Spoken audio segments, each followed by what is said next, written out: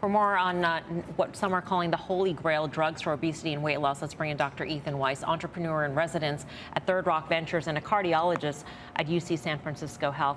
Great to have you with us, Ethan. In terms of these, in terms of a deal like Weight Watchers, it sort of gets you thinking about what these drugs will displace or disintermediate in this market. And I was just talking to Meg about some of the other drugs that may not get prescribed as much because people are now not overweight. I mean, do you start thinking about that at this point, or is it way too early? Oh, no, I think it's probably early for that. And I'd be surprised if we see that. I mean, there's very little sort of direct competition between these different classes of medications. Cholesterol is cholesterol. Cholesterol improves slightly if you lose weight, but it's not going to dramatically improve. And indications won't really change that much. So I don't see that as being a potential issue. How do you think about these drugs? Because if you were to say the drug companies can think of a drug, create a drug that has a huge total addressable market that everybody wants to take because almost everybody's overweight in this country, and you got to take it forever. It seems like this is the ultimate drug that you can come up with. Yeah, I mean, I think a couple of things. One is this class of drugs was introduced to the market in 2005 in Byetta, which was approved.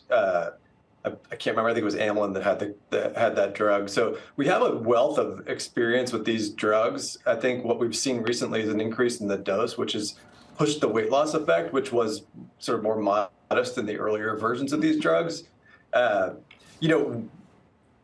They're approved initially for people who are obese, BMI of greater than 30%. And that's not the sort of what stories we're hearing about with different celebrities and other people getting involved or trying to get access to these drugs now. The way I look at it is it's an incredibly important advance that kind of bridges what we have with the lifestyle therapies that are in existence, like Weight Watchers, and all the way up to bariatric surgery, which is available to people who are desperate for something. You're talking about patients who actually need this drug because their BMIs are too high. But as you mentioned, and as we see on Instagram, there are plenty of people who are taking it whose BMIs are not that high. Do you think that we're going to be in a situation where people are going to want these pills, even if they're not necessarily indicated for it under FDA approval, that they're going to seek out doctors who, I mean, I guess this happens with every drug, but it seems like this might be more so, where you create situations where there can be, I don't want to say pill mills, but places where you can go get a prescription.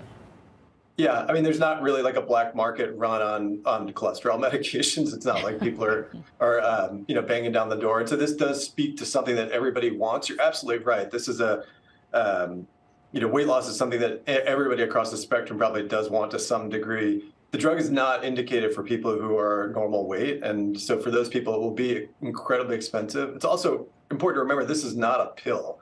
These are injections. And so there will be barriers to people using them widespread. It doesn't mean that celebrities or a handful of people with a lot of money won't get access to them. It probably will have it. But I think the vast majority of people who get these drugs will be people in whom they're really indicated.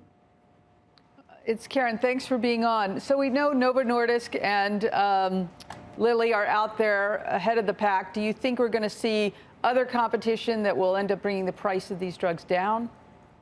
I think they're really far out, and it would be hard to imagine people competing with them directly. If I had to speculate, I would guess that the place that the other companies might be able to make a dent is on trying to address some of the issues with these two drugs.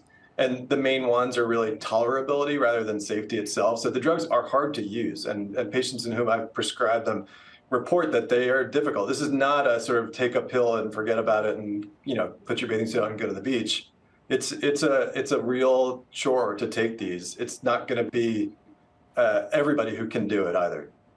What's the next step in the science of these drugs? Just making it into pill form? I mean, there are pill forms already, and I think that's something. I don't see that as being a gigantic leap forward. It may change a few people's minds, but we have experience with cholesterol medicines where the latest big class of medicines, these PCSK9 inhibitors, are injectable. And we were all concerned about whether patients would want to take them when they first came to the market in 2015. And it turns out that patients love it. It's a once every couple of week injection, and they can kind of forget about it. So I think that the advances that I would hope to see, and I think patients will hope to see, is improving on that tolerability, that side effect profile, the particularly the GI stuff and the nausea. And that's the thing that I hear the most from patients now is that it can be really difficult to take these medicines.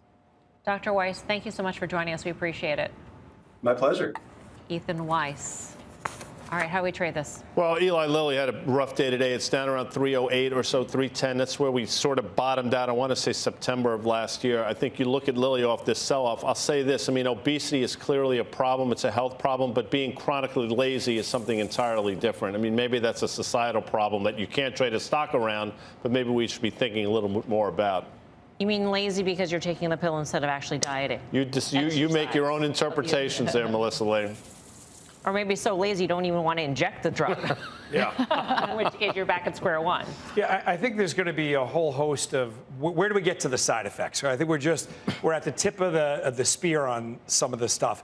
But just to make it tradable, something that has to do with more of the cholesterol side, which we've had news in where Meg talked about earlier, Merck has the best chart in this space, bar none. There's not even anything close to it.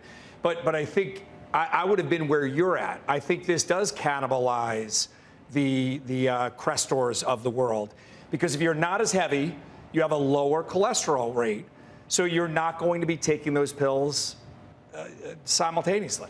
All right, where do you stand in pharma? I'd bring it back to Weight Watchers, actually, right? Because I'm wondering if the efficacy of these whole treatments work best if they work in tandem, if it's a lifestyle change accompanied with actually taking a pharmaceutical. And I think that's probably the best case scenario for customers or clients or, the obese. And it's probably the best case scenario for Weight Watchers as well. I'm not inclined to buy a company that's just rallied 70 or 80%.